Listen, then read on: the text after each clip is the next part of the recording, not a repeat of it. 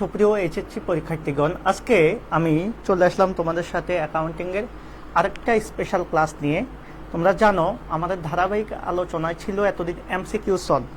So ওই MCQ সলভের পরবর্তীতে আমরা এখন চলে এসেছি আমাদের সিকিউ প্রশ্ন সলভ করার জন্য বেসিক যে আইডিয়া থাকা দরকার প্রত্যেকটা অধ্যায়ের, আমরা ক্রমান্বয়ে সেই আইডিয়াগুলো নিয়ে আপনাদের সাথে কথা বলবো। তো সবাইকে আমি রিকোয়েস্ট করব খুব দ্রুত আমাদের লাইভে যুক্ত হয়ে যাও। লাইভটাকে বন্ধু বান্ধবের কাছে একটু শেয়ার করে দাও, মেনশন করে দাও। আমি আমার জায়গা থেকে আমাদের গ্রুপটাকে, আমাদের ক্লাসগুলোকে শেয়ার করে দিচ্ছি। তোমরা একটু কষ্ট হলেও তোমাদের বন্ধু বান্ধব সহ যারা আছে সবাইকে একটু ক্লাসটা শেয়ার করার সুযোগ করে দাও। ওকে শিক্ষার্থী বন্ধুরা, যে যেখানে আছো সবাইকে স্বাগতম জানাচ্ছি আজকের বিকেলবেলার এই ক্লাসে। আমি একটু রিকোয়েস্ট করব তোমাদেরকে শুরুতেই যে তোমরা কে কে আছো, কোথা থেকে আছো একটু কমেন্ট করে জানিয়ে দাও আমাদেরকে। আমরা আজকে আমাদের খুবই গুরুত্বপূর্ণ একটা টপিকস উৎপাদন ব্যয় হিসাব বিজ্ঞান বা উৎপাদন ব্যয় বিবরণী নিয়ে কথা বলবো। সেজন্য আমি সবার কাছে প্রত্যাশা করব যে সবাই সবার জায়গা থেকে সবার বন্ধু বান্ধবদেরকে একটু মেনশন করে দাও, কারণ আজকের ক্লাসটা তোমাদের জন্য একটু স্পেশাল হবে। কারণ এই অধ্যায়টা দেখা গেছে ম্যাক্সিমাম সময় এই অধ্যায়টা নিয়ে অনেকেই আলোচনা করে না, যেহেতু অধ্যায়টা একটু ঝামেলাপূর্ণ বা একটু জটিল, সেজন্য এই অধ্যায়টা নিয়ে অনেকের আলোচনা অনেক সময় বাকি থেকে যায়। সেজন্য আমি সবাইকে রিকোয়েস্ট করব প্রত্যেকের জায়গা থেকে অবশ্যই ক্লাসটাকে শেয়ার করে দাও বন্ধু বান্ধবকে, যেহেতু সবাই যে যেখানে আছে সবাইকে ক্লাসটা এনজয় করার সুযোগ করে দাও। আমি প্রত্যেকের কাছে প্রত্যাশা করব যে আজকের ক্লাসটা যাতে আমাদের প্রত্যেকটা স্টুডেন্টের কাছে পৌঁছায় সেই চেষ্টাটা করবা, যাতে করে আমরা ক্লাসটা লং টাইম কন্টিনিউ করতে পারি। নচেত দেখা গেছে ক্লাসটা হয়তো বা আগের ক্লাসের মতো আমরা শেষ করে দিতে বাধ্য হব। যদি তোমরা ক্লাসগুলোকে নিয়মিতভাবে শেয়ার না করো, ক্লাসগুলোকে যদি তোমরা ওইভাবে ক্লাসে যদি রেসপন্স না দেখাও, তাহলে আসলে ক্লাসের মাহাত্ম্যটা কমে যায়। সেজন্য সবাইকে রিকোয়েস্ট করব অবশ্যই সবাই সবার জায়গা থেকে ক্লাসটাকে বন্ধুবান্ধব সহ বিভিন্ন গ্রুপে তোমরা একটু শেয়ার করে দাও। ওকে, আমি আমার প্রত্যেক স্টুডেন্টের কাছে প্রত্যাশা করব যে সবাই যাতে সবার ক্লাসটা বিভিন্ন জায়গায় ছড়িয়ে দিতে পারে। আর বিকালবেলা আমি বেশি সময় নেব না, আমি জাস্ট 40 থেকে 50 মিনিট তোমাদের সাথে কথা বলবো উৎপাদন ব্যয় নিয়ে। যদি কিছু অংশ বাকি থেকে যায় সেটা সন্ধ্যায় আবার আলোচনা করে দেব প্রয়োজনে।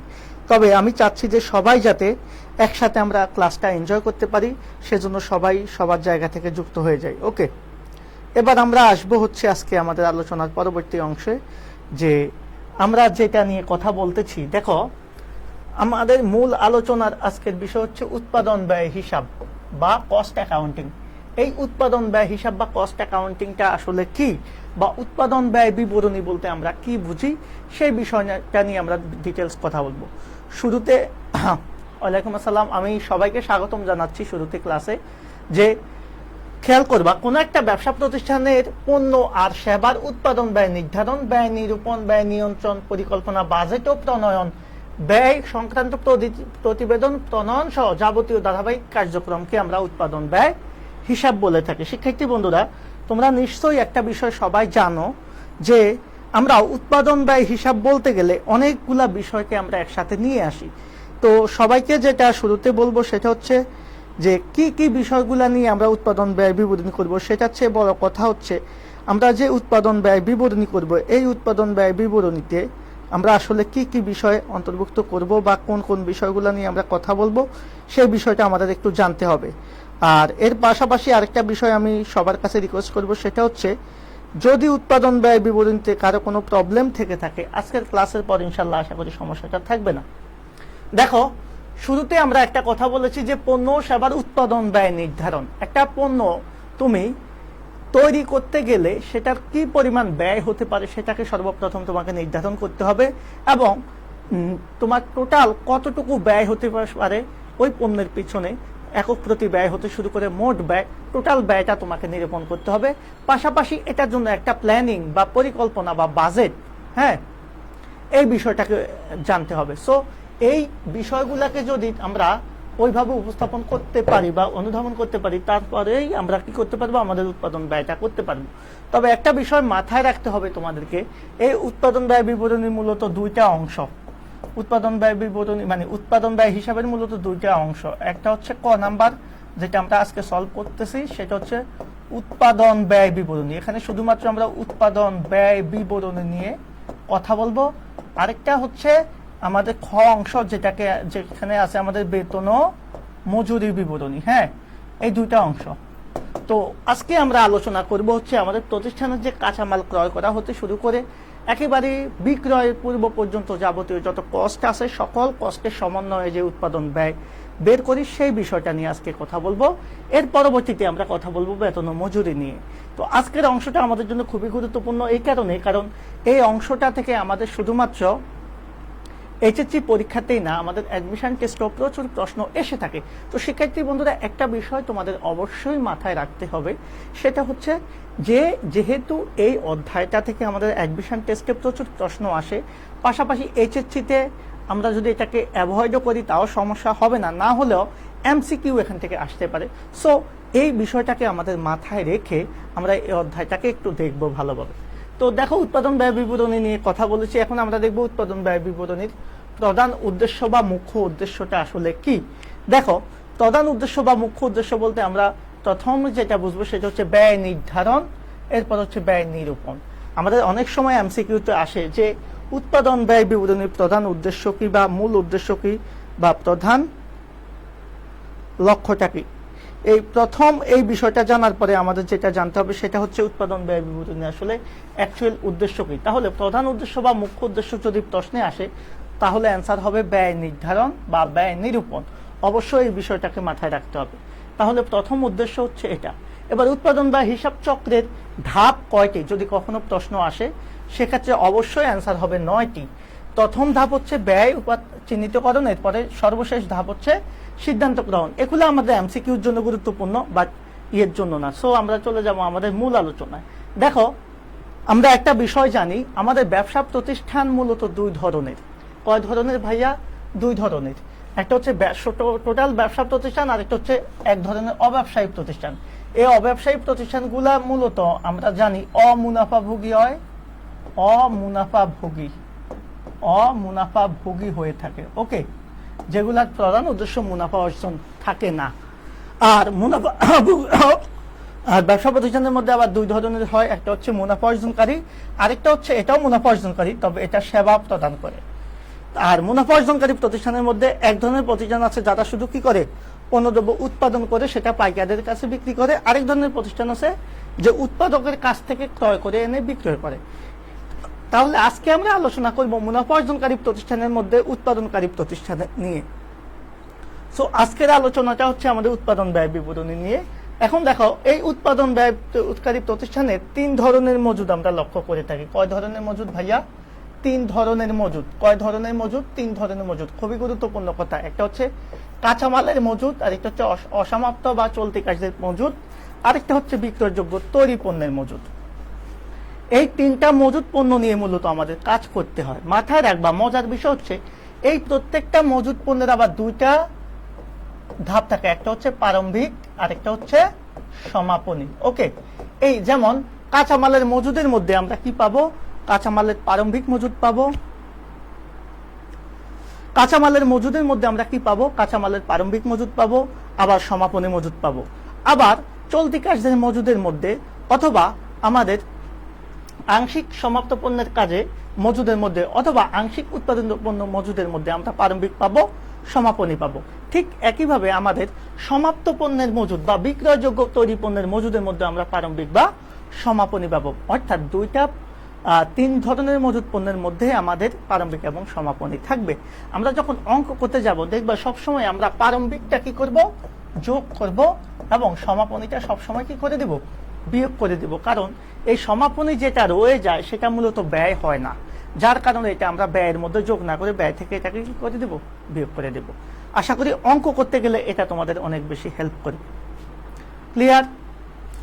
এখন একটা বিষয় দেখো, উদ্দেশ্য অনুযায়ী আমাদের যদি উৎপাদন ব্যয় বিবরণী আমরা প্রকারভেদ জানতে চাই, তাহলে উদ্দেশ্য অনুযায়ী আমাদের এক ধরনের প্রকারভেদ আছে, তারপরে উপাদান ভিত্তিক প্রকারভেদ আছে। তো উদ্দেশ্য অনুযায়ী প্রকারভেদ মূলত 2টা, একটা হচ্ছে প্রত্যক্ষ খরচ আর একটা হচ্ছে পরোক্ষ খরচ।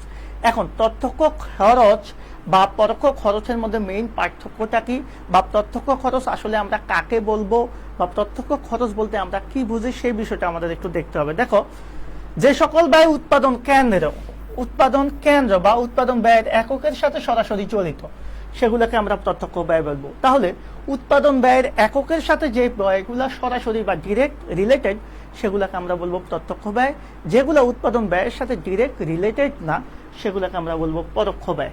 ওকে, আশা করি বিষয়টা বুঝতে পেরেছ। অর্থাৎ এটার উদাহরণ যদি আমি দিতে যাই, খেয়াল করো, প্রত্যক্ষ খরচ হচ্ছে যেগুলা, মনে করো তুমি ইট বানাবা, তাহলে ইট বানাতে গেলে যেই কাঁচামালটা বা যে জিনিসটা তোমার সবচাইতে বেশি সর্বপ্রথম প্রধান উপাদান হিসেবে লাগবে সেটা হচ্ছে মাটি। এই যে মাটি, এই মাটি হচ্ছে ইট তৈরির প্রধান কাঁচামাল বা প্রধান খরচ। এই খরচটাকে আমরা কি বলবো? প্রত্যক্ষ খরচ। ওকে, আশা করি বুঝতে পারছো। এবার আসো, এই যে আমি একটু আগে আলোচনা করেছি প্রত্যক্ষ খরচের মধ্যে আবার আমরা জানি যে 3 ধরনের বিষয় আছে। একটা হচ্ছে প্রত্যক্ষ কাঁচামাল, আরেকটা হচ্ছে প্রত্যক্ষ মজুরি, আরেকটা হচ্ছে প্রত্যক্ষ অন্যান্য খরচ। ঠিক পরোক্ষ খরচকে আমরা আবার 3 ভাগে ভাগ করি: পরোক্ষ কাঁচামাল, পরোক্ষ মজুরি এবং অন্যান্য পরোক্ষ খরচ। এখন বিষয়টা হচ্ছে এই যে প্রত্যক্ষ কাঁচামাল, খেয়াল করবা এই প্রত্যক্ষ কাঁচামালগুলা কি একটু আগে উদাহরণ দিলাম যে উৎপাদন ব্যয়ের কেন্দ্র বা উৎপাদন ব্যয় এককের সাথে যেগুলা সরাসরি জড়িত অথবা পণ্য উৎপাদনের একেবারে প্রধান কাঁচামাল। যেমন আমি বলেছিলাম, যদি তুমি ইট তৈরি করতে চাও তাহলে সর্বপ্রধান তোমার কি লাগবে? মাটি। তাহলে ইট তৈরির প্রধান কাঁচামাল কি? মাটি। তাহলে মাটি হচ্ছে একটা প্রত্যক্ষ কাঁচামাল। আবার ঠিক একইভাবে আসবাবপত্র তৈরি করতে গেলে তোমার কি লাগবে? সর্বপ্রথম কাঠ লাগবে। কাঠ হচ্ছে প্রত্যক্ষ কাঁচামাল। তোমরা আমাকে বুঝতেছো? তোমরা কি ক্লাসটা দেখতেছো? ওকে, আমরা এরপরে যে বিষয়টা দেখব সেটা দেখো, যদি তুমি চিনি তৈরি করতে চাও, ভাইয়া চিনি তৈরি করতে গেলে তোমাকে কি করতে হবে? অবশ্যই কি লাগবে? আখ লাগবে। তাহলে আখ হচ্ছে চিনি তৈরির প্রধান কাঁচামাল। ঠিক একইভাবে জুতা বা ব্যাগ বানাতে গেলে আমাদের কি লাগে? চামড়া লাগে। সুতা তৈরি করতে গেলে আমাদের অবশ্যই তুলা লাগে। যে কোনো দালান কোঠা তৈরি করতে গেলে আমাদের সর্বপ্রধান লাগে কি? ইট। তাহলে একটা জিনিসের প্রধান কাঁচামাল যেটা বা যেটা একেবারে উৎপাদন কেন্দ্রে জড়িত থাকে সেই কাঁচামালটাকে আমরা বলবো হচ্ছে প্রত্যক্ষ কাঁচামাল অথবা ডিরেক্ট ম্যাটেরিয়ালস। এটা হচ্ছে আমাদের প্রথম কাজ। তাহলে প্রত্যক্ষ কাঁচামালকে আমরা খুব ইজিলি বুঝতে পারবি, কারণ এই কাঁচামালটাকে পণ্য তৈরির অবিচ্ছেদ্য অংশ হিসেবে চিহ্নিত করা যায়। আমরা জানি একটা প্রোডাক্ট যদি আমি তৈরি করতে যাই, সেই প্রোডাক্ট তৈরির অবিচ্ছেদ্য অংশ হিসেবে আমরা চিহ্নিত করব কাকে? এই প্রত্যক্ষ কাঁচামালটাকে। আশা করি বিষয়টা তোমরা ক্লিয়ার হয়েছে। এবার আসো আমাদের পরবর্তী যে বিষয়টা, যে পরোক্ষ কাঁচামাল বা ইনডিরেক্ট ম্যাটেরিয়ালস যে বিষয়টা, খেয়াল করবা এ সকল পণ্যটা সরাসরি প্রধান কাঁচামাল হিসেবে বিবেচিত না, বাট এটাকে তুমি কি করতে পারবা না? সহজে ওই পণ্য থেকে আলাদা করতে পারবা না, মানে বিচ্ছিন্ন করতে পারবা না। জাস্ট উদাহরণ দিলে তোমরা ক্লিয়ার হয়ে যাবে। দেখো, যেমন আসবাবপত্রে যে তুমি বার্নিশ দাও, খেয়াল করো একটা আসবাবপত্র তৈরির কিন্তু প্রধান কাঁচামাল কিন্তু বার্নিশ না, বাট একটা আসবাবপত্রকে যদি তুমি সুন্দর করে দেখাতে চাও বা মসৃণ করতে চাও, সেখানে তোমাকে বার্নিশটা করা বাধ্যতামূলক। আর বার্নিশ করার পর তোমার এই আসবাবপত্র থেকে তুমি বার্নিশটাকে কি করতে পারবে না? আলাদা করে দেখতে পারবে না। দ্যাট মিনস এটা পণ্য এই যে সহজেই কি করা যাবে না? আলাদা করে পরিমাপ করতে পারবে না। কোত্থেকে? আমাদের পণ্যের অংশ থেকে। অর্থাৎ আমাদের যে তৈরি প্রোডাক্ট আছে সেখান থেকে এটাকে আলাদা করতে পারবে না। তবে এটাকে তুমি উৎপাদন প্রক্রিয়ায় এটা তোমার অবশ্যই লাগবে, কিন্তু সরাসরি প্রধান কাঁচামাল হিসাবে না। এটা হচ্ছে পরোক্ষ কাঁচামাল। যেমন আসবাবপত্র তৈরির ক্ষেত্রে বার্নিশ বা মসৃণ বা বালি বা প্যারেক বা তার কাটা, আঠা, ঘাম, সিরিজ কাগজ এগুলা। আবার পোশাক তৈরির ক্ষেত্রে তোমার কি লাগবে? বোতাম লাগবে, মকরম লাগবে, রং লাগবে, জিপা লাগবে। আমি একটু বলি, মনে করো আমার যে শার্টটা, সেই শার্টটা তৈরি করতে প্রধান কাঁচামাল কি লাগছে? প্রধান কাঁচামাল হচ্ছে আমার কি লাগছে? তুলা থেকে সুতা থেকে এই কাপড়টা হয়েছে, কিন্তু এই কাপড়টা থেকে তো আমার জামা বানানো হয়েছে। তাহলে জামার প্রধান কাঁচামাল কিন্তু কাপড়। কিন্তু খেয়াল করবা, কাপড়ের মধ্যে কি আমার বোতাম লাগে নাই? অবশ্যই বোতাম লেগেছে। তার মানে এই যে বোতামটা বা বকরম বা রং বা জিপার সেগুলোও লেগেছে, তবে সেগুলো প্রধান কাঁচামাল হিসেবে লাগে নাই। কিন্তু আমার জামা থেকে কি আমি বোতামটাকে আলাদা করে দিলে জামাটা থাকবে? ঠিক থাকবে? থাকবে না। সো এগুলাও লাগবে, তবে এগুলো প্রধান কাঁচামাল হিসেবে লাগবে না। যন্ত্রপাতি তৈরির জন্য আমাদের পিচ্ছিল কারক যে তেল বা লুব্রিকেন্ট গুলো আমরা ইউজ করি, সেলাইয়ের জন্য যেমন সুতা বা মেশিন চালানোর জন্য যেমন জ্বালানি, এই জিনিসগুলোকে আমরা পরোক্ষ কাঁচামাল বলি। আমি আজকে একটা বিষয় তোমাদেরকে ক্লিয়ার করে দিতে চাচ্ছি, সেটা হচ্ছে অনেক অনেক স্টুডেন্ট আমাকে ইনবক্সেও নক করেছো বা বিভিন্নভাবে মেসেজ করেছো যে স্যার প্রত্যক্ষ কাঁচামাল আর পরোক্ষ কাঁচামালে অনেক বেশি ঝামেলা হয়। আজকে আমি যতটুকু আলোচনা করেছি যে প্রত্যক্ষ কাঁচামাল তুমি কিভাবে মনে রাখবা, যে একটা পণ্য তৈরির প্রধান কাঁচামাল এটা, এবং এটা উৎপাদন কেন্দ্রে এটাকে লাগবেই সরাসরি।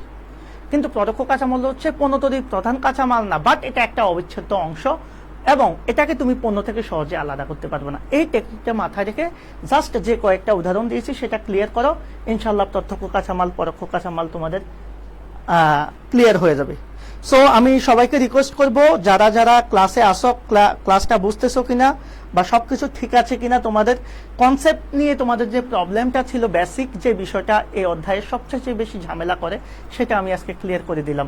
যদিও অঙ্কে আমার এত ডিটেলস লাগবে না, বাট আমি একটু চাচ্ছিলাম যে তোমাদের বেসিকটা ক্লিয়ার করে দিতে।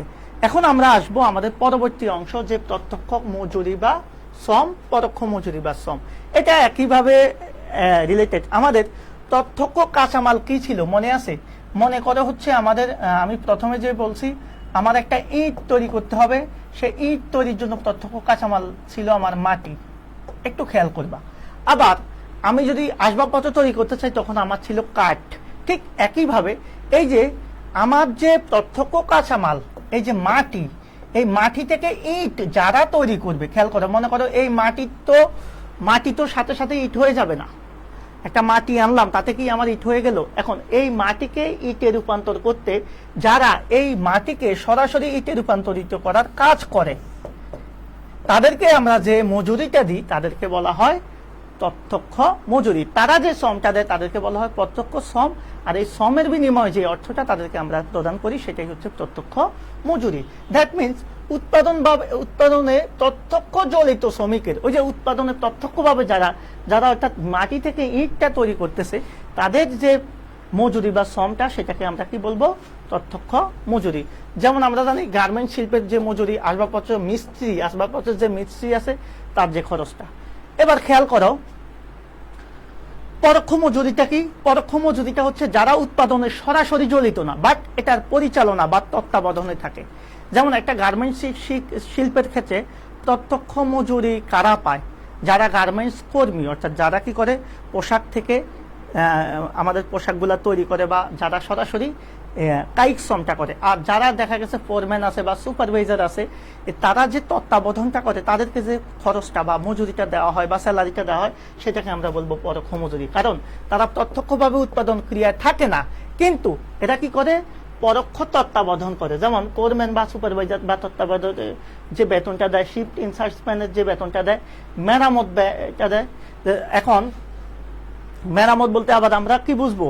শ্রমিক যারা, তারা ছাড়া অন্যান্য যারা মেরামত করে, মেরামত কাজগুলা পরিদর্শন করে, পরীক্ষামূলক কাজের যে খরচ, যারা অর্থাৎ তত্ত্বাবধানে থাকে, তাদের স্যালারিটা হচ্ছে পরোক্ষ মজুরি। তারা যে শ্রমটা দেয় তাদেরকে আমরা বলবো পরোক্ষ শ্রম। তাহলে প্রত্যক্ষ আর পরোক্ষ শ্রমটা ক্লিয়ার। এবার অন্যান্য খরচগুলো আমাদের তেমন বেশি লাগবে না, জাস্ট অন্যান্য প্রত্যক্ষ খরচের মধ্যে আমি জাস্ট কয়েকটা জিনিস মনে রাখবো। যেমন বিশেষ নকশা খরচ বা ডিজাইন বা চার্জ, গবেষণা খরচ, পরিকল্পনা বা প্ল্যানিং খরচ, পরিবহন খরচ, রয়্যালটি বা সত্যভাড়া, স্থপতির ফিস। এই কয়েকটা জিনিস আমরা মাথায় রাখবো একটা কারণে। তবে আধুনিক অ্যাকাউন্টিং এ এগুলাকে আমাদের মুখ্য ব্যয় ধরে নাই বিদায় কেউ যদি এটাকে মনে নাও রাখতে পারে, কোনো সমস্যা নাই। আশা করি বিষয়টা বুঝতে পেরেছো। ওকে। আর পরোক্ষ খরচগুলো আমাদের পরোক্ষ কাঁচামাল যেগুলো আছে সেগুলা। তাহলে ব্যয়ের উপাদান ভিত্তিক ব্যয়ের মধ্যে আমরা প্রত্যক্ষ খরচ এবং পরোক্ষ খরচ বিষয়টা টোটাল ক্লিয়ার করে পেলাম। আশা করি তোমরা বুঝতে পেরেছো। খুব ইজিলি আমি চেষ্টা করেছি এটাকে উপস্থাপন করার জন্য।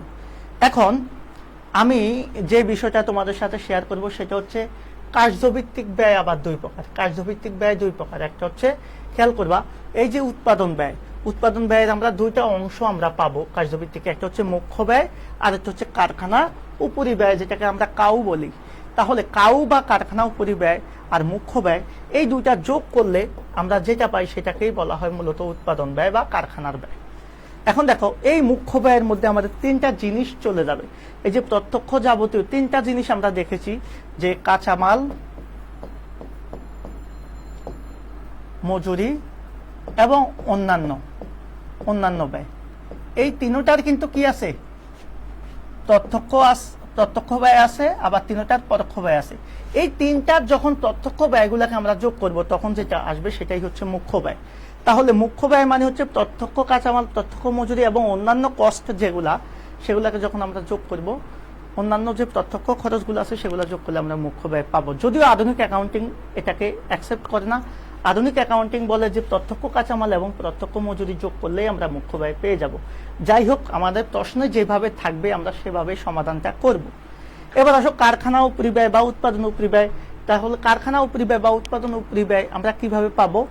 এই দেখো, যাবতীয় যত পরোক্ষ খরচ আছে, যেমন এই যে কাঁচামালের পরোক্ষ ব্যয়, মজুরির পরোক্ষ খরচ এবং অন্যান্য যত পরোক্ষ খরচ, সকল পরোক্ষ খরচ যোগ করলে আমরা যেটা পাবো সেটাকে আমরা বলবো কারখানা উপরি ব্যয় বা উৎপাদন উপরি ব্যয়। আজকে কি নেটে সমস্যা হচ্ছে কিনা আমি বুঝতেছি না। মেবি তোমাদের নেটে সমস্যা হচ্ছে একটি, নাকি? আমি কমেন্টও দেখতে পাচ্ছি না কারো। আচ্ছা, যাই হোক, আমি আমার আলোচনাটা করে যাচ্ছি। এখন দেখো, তাহলে এই উৎপাদন ব্যয়টাকে আমরা মূলত দুইটা অংশে ভাগ করব। একটা হচ্ছে মুখ্য ব্যয় আর একটা হচ্ছে কারখানা উপরি ব্যয়। তাহলে মুখ্য ব্যয় চেনার সহজ উপায় হচ্ছে আমরা যাবতীয় যে প্রত্যক্ষ খরচ আছে সবগুলো আমরা কি করব, যোগ করে মুখ্য ব্যয় পাবো। আর যাবতীয় যত পরোক্ষ ব্যয় আছে সবগুলো যোগ করলে আমরা কারখানা ব্যয় পাবো। এই দুটাকে যখন মিক্স করে দিব বা যোগ করে দিব তখন আমরা পেয়ে যাব উৎপাদন ব্যয়। জাস্ট আমি যখন অঙ্কের ফরমেশনে যাব তখন তোমরা এই বিষয়টা আরো ক্লিয়ার হবা। দেখো, এই সূত্রগুলো এখন তোমরা যে শিখলে তোমরা বুঝবা না, এগুলো আমরা পরে আলোচনা করব। আর এই বিষয়গুলো আমরা একটু পরে আলোচনা করব, কারণ আমরা একটু চলে যাব আমাদের উৎপাদন ব্যয় বিবরণীর চার্টে, যেখান থেকে আমরা মূলত, আচ্ছা আগে একটু আলোচনা করি যে উৎপাদন ব্যয় বিবরণীটা কি। সেটা আমি এর আগেও বলেছি, যে বিবরণীতে পণ্য বা সেবা উৎপাদনের একেবারে কাঁচামাল ক্রয় থেকে শুরু করে চূড়ান্ত ভোক্তার নিকট পৌঁছানো পর্যন্ত যাবতীয় ব্যয়ের সমষ্টি যেখানে আমরা কি করি, দেখাই যে বিবরণীতে, সেটাই হচ্ছে উৎপাদন ব্যয় বিবরণী, বিক্রয় মূল্য সহ দেখায়। তাহলে যে বিবরণীতে পণ্য বা সেবার উৎপাদনের কাঁচামাল থেকে শুরু করে বিক্রয় এবং বিক্রয় পরবর্তী ভোক্তাদের নিকট যাবতীয় পৌঁছানো পর্যন্ত যত ব্যয় আছে সকল ব্যয় নিরূপণ দেখানো হয়। দেখানো কারণে যে বিবরণীটা আমরা দেখানোর জন্য আমরা যে বিবরণীটা মূলত তৈরি করি সেটাকে আমরা উৎপাদন ব্যয় বিবরণী বলি। এটা সাধারণত সাপ্তাহিক, মাসিক, ত্রৈমাসিক, ষান্মাসিক বা বার্ষিক। ষান্মাসিক মানে হচ্ছে আমরা বছরে 2 বার 6 মাস পর পর ভিত্তিতে প্রস্তুত করা হয়ে থাকে। তাহলে উৎপাদন ব্যয় বিবরণী কখনোই একটা নির্দিষ্ট সময়ের জন্য করা হবে না। শুধু বার্ষিক ভিত্তিতে করা হবে বিষয়টা এমন না। এটা কি সাপ্তাহিক ভিত্তিতেও হতে পারে, মাসিকও হতে পারে, ত্রৈমাসিকও হতে পারে। ওকে, এই বিষয়টা আমরা খেয়াল রাখবো। আমরা চলে যাব আমাদের মেইন পার্টে। এটা হচ্ছে আমাদের মেইন অঙ্ক আজকের ক্লাসের জন্য সবচেয়ে গুরুত্বপূর্ণ আলোচনা। এতক্ষণ যেটা বলেছি সেটা ছিল আমার কি, জাস্ট তোমাদের সাথে একটু বেসিকটা শেয়ার করা, যে প্রত্যক্ষ খরচ আমি কিভাবে চিনবো, পরোক্ষ খরচটা আমি কিভাবে চিনবো। অনেকে চেনো না, সেজন্য সেটা তোমাদের সাথে তুলে এনেছি। তাহলে প্রত্যক্ষ খরচ চিনবা হচ্ছে কিভাবে, একেবারে যেটা প্রধান কাঁচামাল হিসাবে চিহ্নিত হয় সেটা, আর বাকিগুলা পরোক্ষ, সোজা কথা। এখন আসো আমাদের আলোচনার আজকে আমরা শুরুতে উৎপাদন ব্যয় বিবরণীর এই যে নমুনা ছকটা, এটা আমরা একটু বিশ্লেষণ করব। এটাই হচ্ছে আমাদের সবচাইতে গুরুত্বপূর্ণ বিষয়, কারণ এটা যদি আমরা জানি তাহলে আমরা অনেক কিছুই বুঝতে পারবো, আর এটা যদি আমরা না জানি তাহলে অনেক কিছুই পারবো না। দেখো, আমি শুরুতেই বলেছি, আমি জাস্ট একটা বিষয় তোমাদের সাথে শেয়ার করি, সেটা হচ্ছে আমি বলেছি আমাদের খরচগুলাকে আমরা সাধারণত দুইটা অংশে ভাগ করি। একটা হচ্ছে প্রত্যক্ষ খরচগুলা, আরেকটা হচ্ছে পরোক্ষ খরচগুলা। একটু জাস্ট দেখাচ্ছি তোমাদের সুবিধার্থে। পরোক্ষ খরচ, এখন দেখো এই প্রত্যক্ষ খরচের মধ্যে কি কি আছে।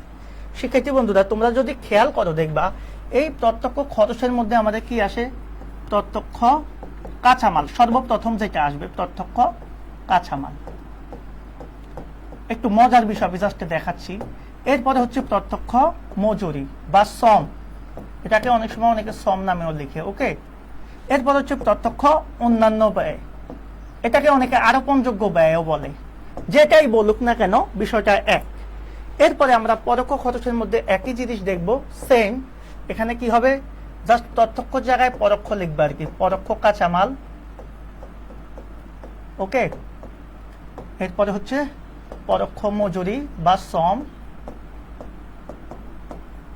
আর পরোক্ষ অন্যান্য ব্যয় বা পরোক্ষ উপরি ব্যয়, সরি আরোপণযোগ্য ব্যয়, পরোক্ষ অন্যান্য খরচ বা অন্যান্য ব্যয়। এখন আমি আগেই বলেছি এই যে যাবতীয় প্রত্যক্ষ খরচ, এই যাবতীয় প্রত্যক্ষ খরচ যোগ করলে আমরা কি পাবো ভাইয়া, মনে আছে? মুখ্য ব্যয় পাবো। তাহলে আমার যাবতীয় যত প্রত্যক্ষ খরচ আছে, প্রত্যক্ষ কাঁচামাল হোক, মজুরি হোক, অথবা প্রত্যক্ষ অন্যান্য কষ্ট হোক, সকল কষ্ট যোগ করার পর আমার যে অ্যামাউন্টটা আসবে সেটার নাম কি ভাইয়া? মুখ্য ব্যয়। এতটুকু আমরা সবাই ক্লিয়ার কিনা বলো তো? মানে প্রত্যক্ষ মানে, আচ্ছা একটা জিনিস আমি টেকনিক্যালি তোমাদের একটু বলি, সেটা হচ্ছে প্রত্যক্ষ মানে কি? একবারই প্রধান। প্রধান মানে কি? মুখ্য। দ্যাট মিনস প্রত্যক্ষ বললেই আমরা প্রধান থেকে মুখ্য ব্যয় মনে রাখবো। এখন আসো, পরোক্ষ কাঁচামাল, পরোক্ষ মজুরি, পরোক্ষ অন্যান্য সব মিলে আমরা কি বলেছি? কারখানা উপরি ব্যয় অথবা উৎপাদন উপরি ব্যয়। কারখানা উপরি ব্যয় অথবা উৎপাদন উপরি ব্যয় অথবা কারখানা, এই তিনটা যোগ করলে আমরা এটা পাবো। এখন আমার কথা হচ্ছে এই দুইটা যখন এই প্রত্যক্ষ এবং পরোক্ষ সকল খরচ, মানে এই যে এই তিনটা, অর্থাৎ এখানে আছে মুখ্য ব্যয়, এখানে আছে কারখানা উপরি ব্যয়, এই দুইটা যখন একসাথে যোগ করে দিব তখন একসাথে হয়ে যাবে যে উৎপাদন ব্যয়। দেখো মজার বিষয়, কিন্তু এটাই হচ্ছে উৎপাদন ব্যয় বা কারখানার ব্যয়। তাহলে এখান থেকে আমরা অনেকগুলা সূত্র তৈরি করতে পারবো যে মুখ্য ব্যয় কিভাবে বের করতে হয়। তোমাকে সূত্র শেখার দরকার নাই। তাহলে কি করবা? যাবতীয় প্রত্যক্ষ খরচ যোগ করে দিবা। কারখানার উপরি ব্যয় কিভাবে বের করতে হয়? যাবতীয় পরোক্ষ খরচ যোগ করে দিবা। আবার যদি তোমাকে বলে উৎপাদন ব্যয় কিভাবে বের করতে হয়, তখন কি করবা? এই মুখ্য ব্যয় অর্থাৎ এই তিনটা প্লাস কারখানা উপরি ব্যয় অর্থাৎ এই তিনটা, অর্থাৎ যাবতীয় প্রত্যক্ষ এবং পরোক্ষ সকল খরচ যোগ করে দিলে উৎপাদন ব্যয়টা আমরা পেয়ে যাব। এতটুকু তোমরা ক্লিয়ার কিনা একটু রেসপন্স করে জানাও তো, এতটুকু আমরা ক্লিয়ার কিনা? আমি একটু জানতে চাচ্ছি সবার কাছে, এতটুকু আমরা সবাই ক্লিয়ার কিনা? এতটুকু ক্লিয়ার কিনা? ওকে, ক্লাস কারোই ভালো লাগতেছে না নাকি এরকম কিছু? নাকি তোমরা কেউ জানো না, নোটিফিকেশন পাও নাই? যাই হোক, এখন এখান থেকে আমি আরেকটা মজার জিনিস তোমাদেরকে সৃষ্টি করব, তোমাদের জন্য তৈরি করব। সেটা হচ্ছে, একটু আগে আমি বলেছিলাম রূপান্তর ব্যয়। মাথায় রাখবা, রূপান্তর ব্যয় কিভাবে বের করতে হয় সেটা আমি দেখাবো তোমাদেরকে। এখন আশ্চর্য, আজকে নেট এমন করতেছে কেন? দেখো আমরা এখান থেকে এখন আরেকটা সূত্র আমরা বের করবো। আচ্ছা যাই হোক, এই যে কনভার্সন কস্ট আমি একটু আগে দেখিয়েছিলাম, তোমাদের বলছিলাম, আমি জাস্ট এখান থেকে দেখাই দিই। রূপান্তর ব্যয়, এই রূপান্তর ব্যয়টা কিভাবে হবে আমি জাস্ট একটা বিষয় তোমাদের সাথে তুলনা করব। সেটা হচ্ছে, এখানে দুইটা সূত্র আছে রূপান্তর ব্যয়ের। এই যে একটা সূত্র, একটা সূত্র। তোমাদের কাছে এই দুইটা সূত্র একটু জটিল মনে হতে পারে, একটু কঠিন লাগতে পারে। সেটাকে সহজ করার জন্য আমি জাস্ট ওই জায়গায় চলে যাচ্ছি যে আমি এখান থেকে যে সিস্টেমটা বের করেছি তোমাদের জন্য, এখান থেকে আমরা রূপান্তর ব্যয়টা বের করবো। খেয়াল করো, রূপান্তর ব্যয় মানে হচ্ছে এই যে আমাদের উৎপাদন ব্যয়টা, এই কি করব, বারবার নেট চলে যাচ্ছে কেন? ওকে, সবাই কি ক্লাসটা দেখতে পাচ্ছ?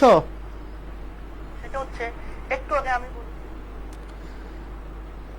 সমস্যা হচ্ছে, আজকে মনে হয় একটু সমস্যা হচ্ছে। যাই হোক, তোমরা একটু কষ্ট করে হলেও ক্লাসটা করো। আমি জাস্ট কিছু টেকনিক জিনিস তোমাদেরকে দেখাচ্ছি যেটা তোমাদের খুব বেশি হেল্প করবে। দেখো আমি কি বলেছি, রূপান্তর ব্যয়। খেয়াল করো, রূপান্তর ব্যয়, যেটাকে আমরা কনভার্সন কস্ট বলি। রূপান্তর ব্যয়, রূপান্তর ব্যয়ের মধ্যে মাথায় রাখবা, সাধারণত উৎপাদন ব্যয় থেকে আমরা জাস্ট কি করব, আমাদের এই যে প্রত্যক্ষ কাঁচামাল, এই যে প্রত্যক্ষ কাঁচামাল আছে এটা মাইনাস করে দিলেই আমরা পেয়ে যাব রূপান্তর ব্যয়। কারণ প্রত্যক্ষ কাঁচামালকে রূপান্তর করার কোনো কিছু নাই। কথা কি বুঝছো? কারণ সেটা সরাসরি ডিরেক্ট ম্যাটেরিয়ালস, এটাকে রূপান্তর করতে পারবা না। সেজন্য উৎপাদন ব্যয় থেকে, তাহলে উৎপাদন ব্যয়টা কিভাবে আসে? উৎপাদন ব্যয়টা আসে প্রত্যক্ষ কাঁচামাল, প্রত্যক্ষ মজুরি, প্রত্যক্ষ শ্রম, পরোক্ষ কাঁচামাল, পরোক্ষ মজুরি, পরোক্ষ শ্রম, এই 6টা যোগ করলেই তো আমরা উৎপাদন ব্যয় পাই। তাহলে এই উৎপাদন ব্যয় থেকে আমি কি করতে পারবো, এই প্রত্যক্ষ কাঁচামালটা জাস্ট মাইনাস করে দাও, তাহলেই হয়ে যাবে রূপান্তর ব্যয়। অথবা তুমি যদি চাও যে স্যার আমি প্রত্যক্ষ কাঁচামালটা যোগই করব না, অর্থাৎ আমি এটাকে আরো সংক্ষেপে বলি, ধরে নাও আমার প্রত্যক্ষ কাঁচামাল 10 টাকা। খেয়াল করো, প্রত্যক্ষ মজুরি 5 টাকা, 15 টাকা, অন্যান্য ব্যয় 3 টাকা, তাহলে কত হলো? 18 টাকা। তাহলে এখানে কত হলো? 18 টাকা। একটু খেয়াল করবো, আমি জাস্ট দেখাচ্ছি। 18 টাকা মুখ্য ব্যয়। এরপরে আসো, পরোক্ষ কাঁচামাল ধরে নাও, পরোক্ষ কাঁচামাল হচ্ছে 10 টাকা, মনে করো পরোক্ষ মজুরি হচ্ছে 6 টাকা, পরোক্ষ অন্যান্য ব্যয় হচ্ছে মনে করো 1 টাকা। তাহলে 6 1 7 7 8 10 17, তার মানে আমার কারখানা উপরি ব্যয় দাঁড়াচ্ছে কত টাকা? কারখানা উপরি ব্যয় দাঁড়াচ্ছে আমার কত টাকা? 17 টাকা। তাহলে তোমার উৎপাদন ব্যয় কত দাঁড়াবে? মুখ্য ব্যয় যদি 18 টাকা হয়, কারখানা উপরি ব্যয় যদি 17 টাকা হয়, উৎপাদন ব্যয় হবে কত? 17 যোগ 18 মানে হচ্ছে 35। এখন এখান থেকে তোমাকে যদি বলা হয় রূপান্তর ব্যয় বের করতে, তাহলে কি করবা? নরমাল হিসাব, রূপান্তর ব্যয় মানে উৎপাদন ব্যয়, তাহলে রূপান্তর ব্যয় সমান উৎপাদন ব্যয়টা লিখো। কিন্তু এই উৎপাদন ব্যয়ের মধ্যে কি আছে? কারখানা উপরি ব্যয় আছে 10 টাকা, এটা মাইনাস করে দাও, কত হবে?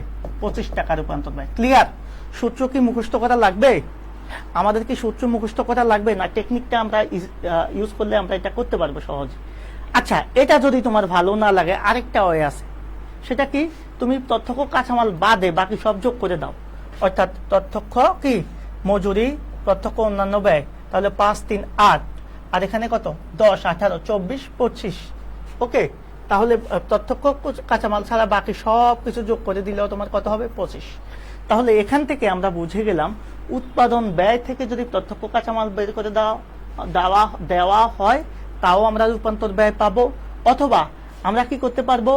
প্রত্যক্ষ কাঁচামাল ছাড়া বাকি সকল প্রত্যক্ষ এবং পরোক্ষ খরচ যোগ করে দিলে আমরা রূপান্তর ব্যয় পাবো। এবার আসেন সূত্রটা দেখেন, আপনাদের আমার কথার সাথে আপনারা একমত হবেন। দেখেন রূপান্তর ব্যয়টা আমরা দেখি। এই যে প্রত্যক্ষ মজুরি, অন্যান্য প্রত্যক্ষ ব্যয় বা কারখানা উপরি ব্যয়, কারখানা উপরি ব্যয়ের মধ্যে কিন্তু ওই যে পরোক্ষ সকল খরচ আছে এটা, অথবা আমরা উৎপাদন ব্যয় থেকে ব্যবহৃত কাঁচামালের ব্যয়টা মাইনাস করেছি। এখন প্রশ্ন আসতে পারে যে স্যার, আপনি ব্যবহৃত কাঁচামালের ব্যয়টা কই পাইলেন? আমি তো এখানে প্রত্যক্ষ কাঁচামাল দেখেছি, তবে তোমার দেখার মধ্যে একটু ভুল আছে, সেই ভুলটা সংশোধন করে দিচ্ছি। এই যে প্রত্যক্ষ কাঁচামাল, এই প্রত্যক্ষ কাঁচামালের আরেকটা নামই হচ্ছে ব্যবহৃত কাঁচামাল। তবে এটার মধ্যে একটু পার্থক্য আছে, সেটা আমি একটু পরে দেখাচ্ছি। ব্যবহৃত কাঁচামাল, তাহলে ব্যবহৃত কাঁচামালের সাথে যখন তুমি প্রত্যক্ষ মজুরি এবং অন্যান্য প্রত্যক্ষ ব্যয় যোগ করবা, তাও কি পাবা? মুখ্য ব্যয় পাবা।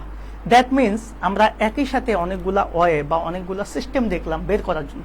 তাহলে এবার আমি অঙ্কে চলে আসি। দেখো, প্রথমে আমাদের কাঁচামালের প্রারম্ভিক মজুদ থাকবে।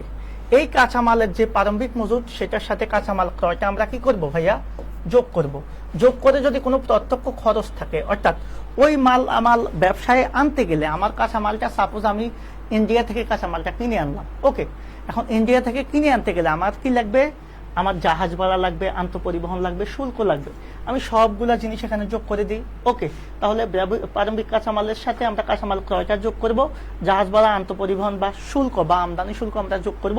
এখান থেকে যদি আমার ক্রয়কৃত কোনো পণ্য আমার ব্যবহার অযোগ্য হয়ে যায় বা নষ্ট হয়ে যায় বা আমার পছন্দ অনুসারে না হয়, সেটা আমি ফেরত দিয়ে দেব, সেটা মাইনাস করে দেব। তাহলে কি হচ্ছে? প্রারম্ভিক কাঁচামালের সাথে কাঁচামাল ক্রয়টা যোগ, যদি কোনো প্রত্যক্ষ খরচ থাকে সেটা যোগ করে আমরা ক্রয় ফেরত থাকলে যেটা হয় সেটা হচ্ছে নিট কাঁচামাল বা ব্যবহারযোগ্য কাঁচামাল বা ব্যবহার উপযোগী কাঁচামালের ব্যয়। তাহলে ব্যবহার উপযোগী কাঁচামালের ব্যয় কিভাবে বের করব? এই প্রারম্ভিক কাঁচামালের সাথে আমরা নিট ক্রয়টা কিভাবে আসবে? কাঁচামাল ক্রয়ের সাথে যদি কোনো প্রত্যক্ষ খরচ থাকে সেটা যোগ করে ক্রয় ফেরতটা মাইনাস করব, তাহলে আমরা নিট ক্রয়টা পাবো। এই কি করব? ব্যবহৃত কাঁচামালের সাথে আমরা কি করব? জাহাজ ভাড়া বা আমদানি শুল্ক অথবা পরিবহন খরচ যোগ করব, ক্রয় ফেরত বা বহি ফেরত মাইনাস করব, এটা আসবে নিট ক্রয়। তাহলে প্রারম্ভিক কাঁচামালের সাথে যখন আমাদের নিট ক্রয়টা যোগ হবে, তখন হয়ে যাবে ব্যবহার উপযোগী কাঁচামালের ব্যয়। এই ব্যবহার উপযোগী কাঁচামালের থেকে আমরা যদি, আমি শুরুতেই বলেছি সমাপনী বললেই মাইনাস হবে, সমাপনী কাঁচামালের ব্যয় বা কাঁচামালের সমাপনী মজুদ বা কাঁচামালের অস্বাভাবিক কোনো ক্ষতি যদি হয়ে থাকে, সেটা মাইনাস করে দিলেই আমরা যেটা পাবো সেটার নাম হচ্ছে ব্যবহৃত কাঁচামালের ব্যয়। এখন প্রশ্ন হচ্ছে যে এই লাউ সেই কদু, এই যে ব্যবহৃত কাঁচামালের ব্যয়, এটাকেই কিন্তু আমরা এতদিন যাবত কি দেখে আসছি? ওই প্রত্যক্ষ কাঁচামাল নামের দেখে আসছি। তাহলে প্রত্যক্ষ কাঁচামাল, তাহলে প্রত্যক্ষ কাঁচামালের ব্যয় অথবা প্রত্যক্ষ কাঁচামাল বা ব্যবহৃত কাঁচামাল একই জিনিস। তাহলে এখন দেখো আমাদের সূত্রটা মিলছে কিনা। আমাদের সূত্র যেটা আমরা শেয়ার করেছি যে প্রত্যক্ষ কাঁচামালের সাথে প্রত্যক্ষ মজুরি এবং অন্যান্য খরচ যোগ করলে আমরা মুখ্য ব্যয় পাবো। তাহলে দেখো এখন এই যে প্রত্যক্ষ কাঁচামাল বা ব্যবহৃত কাঁচামালের ব্যয় পেলাম, এটার সাথে প্রত্যক্ষ মজুরি আমরা কি করব? যোগ করব, এবং অন্যান্য প্রত্যক্ষ খরচ যোগ করার পরে আমরা কি পাবো? মুখ্য ব্যয় পাবো। এই চার্টটা হচ্ছে উৎপাদন ব্যয়ের সবচেয়ে গুরুত্বপূর্ণ একটা চার্ট। এটা যদি কেউ পারো তাদের উৎপাদন ব্যয়ের মনে রাখবা 70% অলরেডি আমি ক্লিয়ার করে দিয়েছি, সেটা মনে রাখতে পারো। এখানে কারো কোনো প্রবলেম আছে কিনা, যদি থেকে থাকে আমাকে বলতে পারেন। Any problem, any problem, any problem? কোনো সমস্যা আছে কি?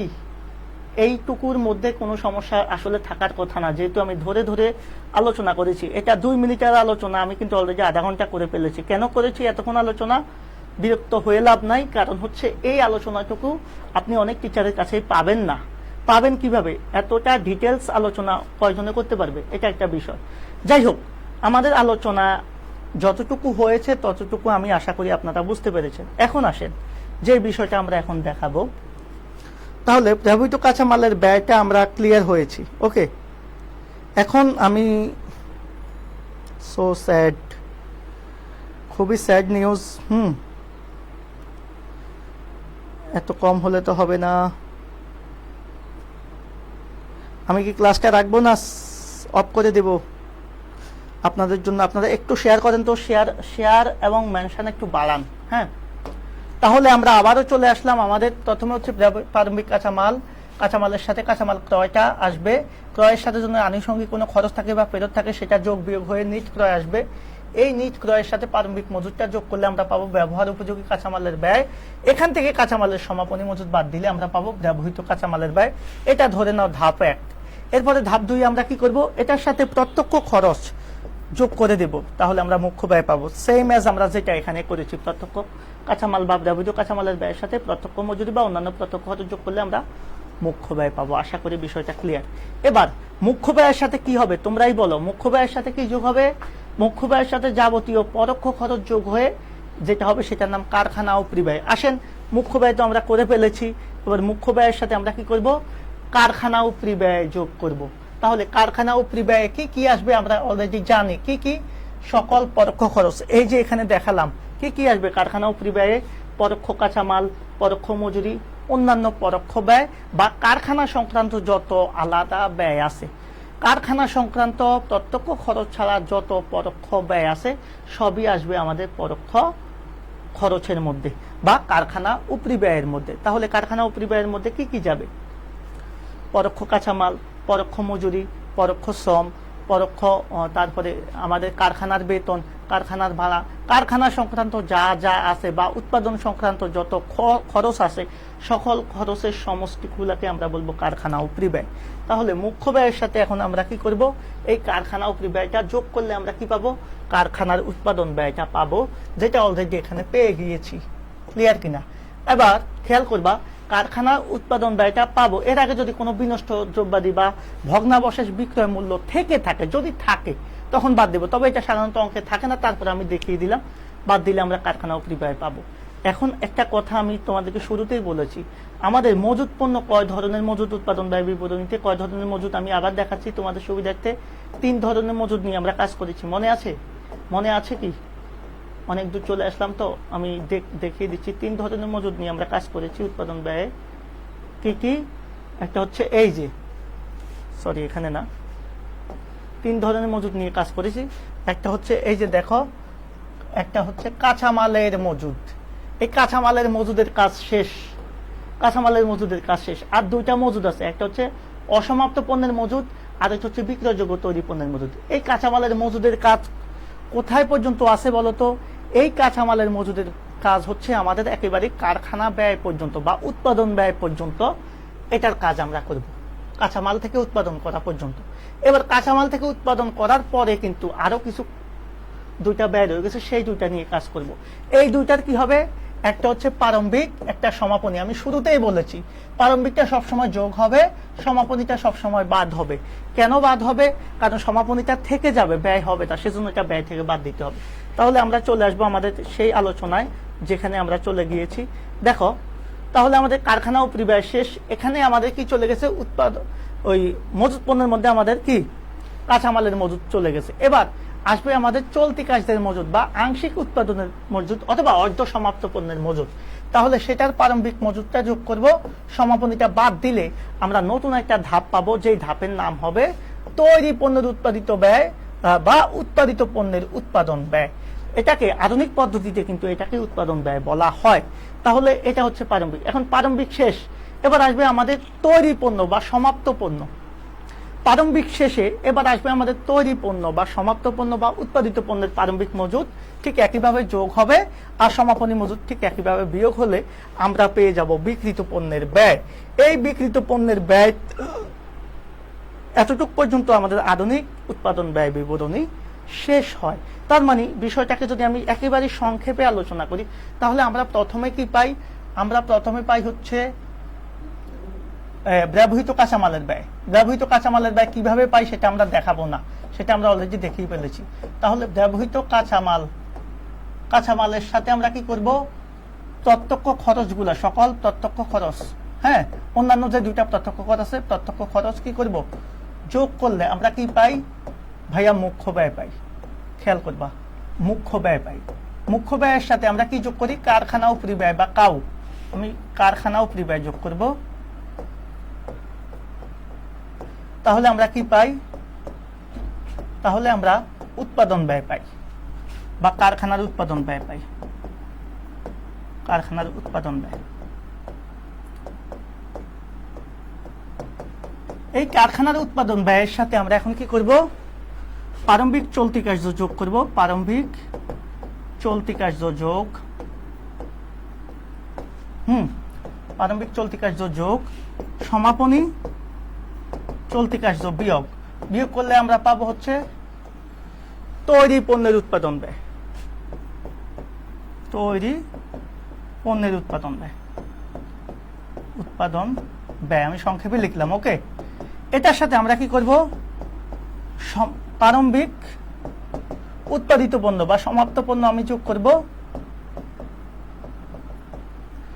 সমাপনী সমাপ্ত পণ্য আমি বাদ দিলেই, সমাপনী উৎপাদিত পণ্যটা আমি বাদ দিলেই পাবো হচ্ছে আমাদের সিজিএস, মানে কস্ট অফ গুডস সোল্ড বা বিক্রিত পণ্যের ব্যয়। এতটুকু হচ্ছে আমাদের মেইন কাজ, উৎপাদন ব্যয়ের মেইন কাজ। ওকে, এই কাজটা আমাদের মেইন কাজ। আমি আবারও বলছি, এটা খুবই গুরুত্ব আমাদের জন্য।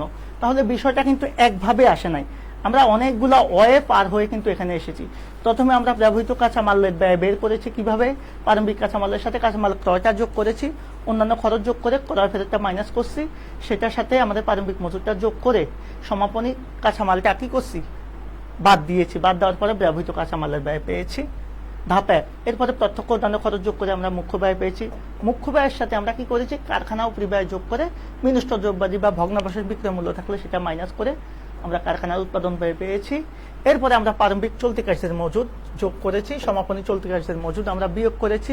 বিয়োগ করে আমরা পেয়েছি তৈরি পণ্যের উৎপাদিত ব্যয়। এটার সাথে প্রারম্ভিক উৎপাদিত পণ্য বা তৈরি পণ্য যোগ করে সমাপনী তৈরি পণ্য বাদ দিলেই আমরা পাবো হচ্ছে বিক্রিত পণ্যের ব্যয় বা সিজিএস। এতটুকুই হচ্ছে আমাদের উৎপাদন ব্যয় বিবরণীর প্রধান কাজ।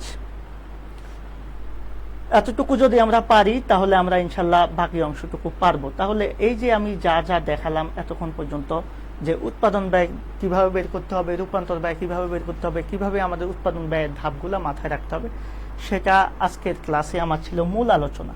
সো আমি আশা করব অবশ্যই যতটুকুই আলোচনা আমি করেছি ততটুকু তোমরা বুঝতে পেরেছো। এখন আসো, আরো আলোচনা করা যাবে, তবে আলোচনা করার জন্য তোমাদের একটু রেসপন্স দরকার।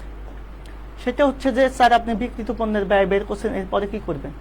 এই যে বিক্রিত পণ্যের ব্যয় বের করেছি, সেখান থেকে আমাদের মূলত কি করতে হবে? একটা কাজ করতে হবে। কি কাজ? খেয়াল করো, যদি কখনো আমাদেরকে বলা হয় আয় বিবরণী করতে, কি বিবরণী ভাইয়া? আয় বিবরণী বা বিশদায় বিবরণী করতে, উৎপাদন ব্যয়ের অঙ্কে। উৎপাদন ব্যয়ের অঙ্কে বিশদায় বিবরণী করলে আমার কি লাগবে? ওই যে বিক্রিত পণ্যের ব্যয়টা বের করে এনেছি, কয়টা ধাপে বের করে এনেছি মনে আছে? এই ধাপগুলো একটু দেখাই দিচ্ছি। এই যে এক ধাপে, প্রথম ধাপে ব্যবহৃত কাঁচামালের ব্যয় বের হয়েছে, এরপরে আমরা প্রত্যক্ষ মজুরি যোগ করে আমরা 2 নম্বর ধাপ পেয়েছি কি? মুখ্য ব্যয়। মুখ্য ব্যয়ের সাথে আমরা 3 নম্বরে কি করেছি? কারখানা উপরি ব্যয় যোগ করেছি। মুখ্য ব্যয়ের সাথে আমরা কারখানা উপরি ব্যয় যোগ করেছি। যোগ করে আমরা কি পেয়েছি? এই যে সরি, এটা হবে না, 3 নাম্বার হচ্ছে কারখানা উপরি ব্যয় পেয়েছি। এটার সাথে প্রারম্ভিক চলতি কার্য যোগ করে সমাপনীটা মাইনাস করে আমরা পেয়েছি হচ্ছে 4 নম্বরে কি? তৈরি পণ্যের উৎপাদন ব্যয়। এটার সাথে আমরা উৎপাদিত পণ্যের প্রারম্ভিক মজুর যোগ করে সমাপনীটা মাইনাস করে আমরা 5 নাম্বারে পেয়েছি হচ্ছে আমাদের বিক্রিত পণ্যের ব্যয়।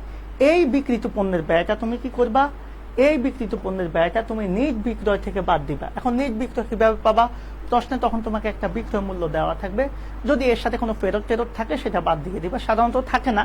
তাহলে এই বিক্রয় থেকে বা নিজ বিক্রয় যেটা পাবো, আমি ধরে নিলে বিক্রয় ফেরত আছে, নিজ বিক্রয় থেকে বিক্রিত পণ্যের ব্যয় যেটা আমরা কোথায় পেয়েছি, উৎপাদন ব্যয় বিবরণীতে সিজিএস নামে বের করেছি একটু আগে, সেটা বাদ দিলে আমরা মোট মুনাফা পাবো। এবার মোট মুনাফার সাথে পরিচালনা ব্যয় বা বাণিজ্যিক ব্যয়গুলা আমরা কি করব, যোগ করব।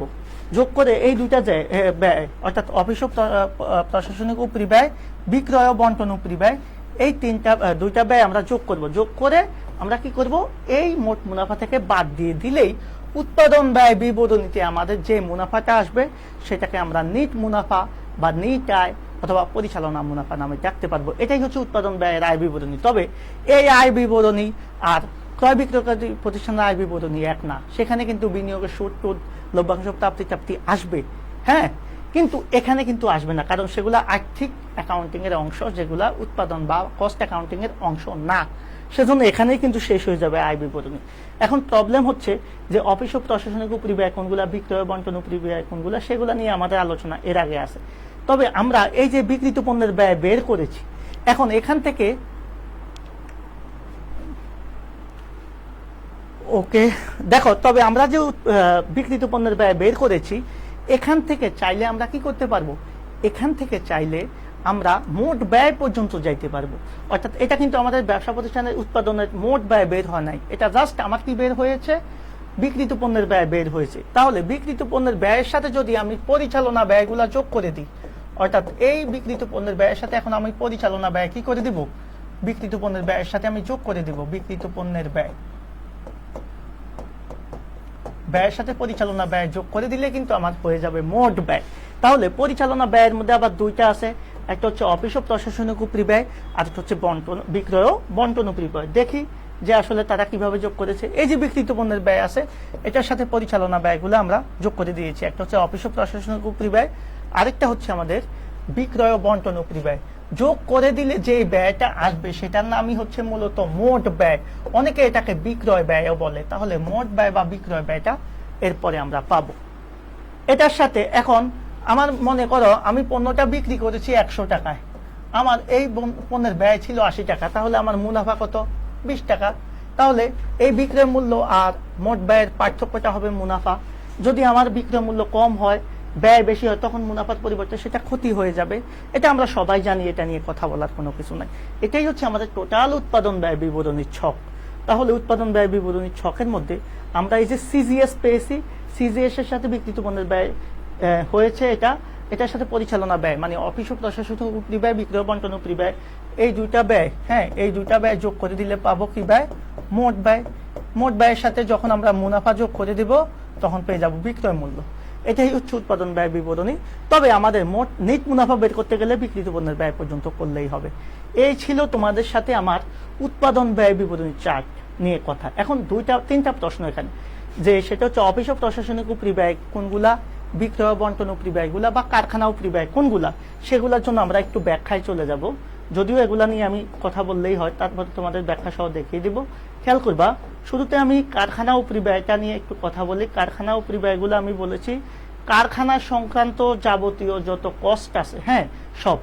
আর অফিস ও প্রশাসনিক উপরি ব্যয় কোনগুলা, যেগুলা একটা অফিস পরিচালনা বা ব্যবস্থাপনা করতে গেলে যেই খরচগুলা নিয়মিতভাবে সংগঠিত হয়, যেমন অফিসের বেতন, ভাড়া, বীমা খরচ, উপযোগ খরচ, হ্যাঁ, সাধারণ খরচ, এগুলো অফিস খরচ। অথবা আসবাবপত্রের অবচয় বলতে পারি, আসবাবপত্রের অবচয়, হ্যাঁ, যেটা এখানে আমি লিখি নেই, আসবাবপত্রের অবচয়। আবার দেখো বিক্রয় বন্টন উপরি ব্যয় মানে হচ্ছে যেগুলো বিক্রয় আর বন্টনের সাথে রিলেটেড, যেমন বিজ্ঞাপন, নমুনা পণ্য বিতরণ হবে, ওকে, কমিশন, শোরুম ভাড়া। আবার হতে পারে এখানে ডেলিভারি ভ্যানের অবচয়, ডেলিভারি ভ্যানের অবচয়, হ্যাঁ, বা ভ্রমণ খরচ যেগুলো আছে, হ্যাঁ, ডেলিভারি ভ্যানের অবচয়। এই জিনিসগুলা আমাদের বিক্রয় বন্টন উপরি ব্যয়। তাহলে এই বিক্রয় আবার অনাদায়ী পাওনাও আছে। সো এই জিনিসগুলো আমাদের কি হয়, বিক্রয় বন্টন উপরি ব্যয় যাবে, অফিস সংক্রান্ত খরচগুলো যাবে আমাদের। আমাদের অফিস সংক্রান্ত যাবতীয় যত খরচ আছে, আসবাবপত্রের অবস্থা হতে শুরু করে অফিসিয়াল যত মনিহারি চাপা মনিহারি, হ্যাঁ, যা আছে বেতন ভাড়া, বিজ্ঞাপন, বিজ্ঞাপন না, বিমা খরচ, হ্যাঁ, এই জাতীয় জিনিসগুলো হচ্ছে আমাদের অফিস সংক্রান্ত খরচ। এবার বিক্রয় বন্টন ব্যয় হচ্ছে বিক্রয় সংক্রান্ত বা বিতরণ সংক্রান্ত যত খরচ, যেমন বিজ্ঞাপন, শোরুম ভাড়া, হ্যাঁ, তারপরে হচ্ছে আমাদের পণ্য বিতরণ, তারপরে হচ্ছে আমাদের ডেলিভারি ভ্যানের অবচয়, ভ্রমণকারীর নমুনা, এরপরে হচ্ছে আমাদের, হ্যাঁ, এক্সেট্রা আর কি। আবার কারখানা ব্যয় তো আমরা বললামই, কারখানা সংক্রান্ত যাবতীয় যত যা আছে সব। আশা করি বিষয়টা বুঝতে পেরেছ যে আমরা কিভাবে উৎপাদন ব্যয় বিবরণীটা করব। তো উৎপাদন ব্যয় বিবরণীর আমার কাছে সবথেকে গুরুত্বপূর্ণ ধাপ হচ্ছে এই ব্যবহৃত কাঁচামালের ব্যয়টা বের করতে পারলে বাকি সব পারবা, যেটা অলরেডি আমি বলে দিয়েছি যে আমরা জাস্ট এই টেকনিকটা অবলম্বন করলে আমরা যাবতীয় যত যা আছে সকল ধরনের উৎপাদন ব্যয় সংক্রান্ত অঙ্ক করতে পারবো। কারণ এটাই হচ্ছে মেইন বিষয়, বাকিটা আমরা এমনিতেই বুঝবো, কিন্তু এই জিনিসটা কিন্তু অনেকে আমরা বুঝবো না। কারণ হচ্ছে এই জিনিসটাই হচ্ছে আমাদের উৎপাদন ব্যয় বিবরণীর সবচাইতে ইজিয়েস্ট একটা জিনিস। তবে এই জিনিসের মধ্যেই হচ্ছে সবচাইতে ঝামেলা লাগে, কারণ অনেকে মনে করে স্যার এখানে বললেন ব্যবহৃত কাঁচামাল, এখানে হচ্ছে প্রত্যক্ষ কাঁচামাল। আরে ভাই, ব্যবহৃত কাঁচামাল আর প্রত্যক্ষ কাঁচামাল প্রায় একই জিনিস, হ্যাঁ, যেই লাউ সেই কদু, এটা জাস্ট কি করতে হয়, একটু বের করতে হয়। তাহলে এই প্রত্যক্ষ কাঁচামাল, প্রত্যক্ষ মজুরি, অন্যান্য প্রত্যক্ষ খরচ দিয়ে মুখ্য ব্যয় আসবে, পরোক্ষ খরচ দিয়ে কারখানা ব্যয়, এই দুইটা যোগ করলে আমরা আসবো উৎপাদন ব্যয় বা কারখানা ব্যয়। এতটুকু আমাদের বেশি গুরুত্বপূর্ণ। এর পরের ধাপগুলো একটার সাথে একটা রিলেটেড, জাস্ট মাথায় রাখলেই পারবেন। সো শিক্ষার্থীরা, আজকে আমি উৎপাদন ব্যয়ের বেসিক কনসেপ্টটা নিয়ে কথা বলেছি, পাশাপাশি চার্টটা কিভাবে করতে হবে, আয় বিবরণী কিভাবে করতে হবে সেটার একটা বিস্তর ধারণা দিয়েছি। আরো অনেক আলোচনা আছে এই অধ্যায়ের।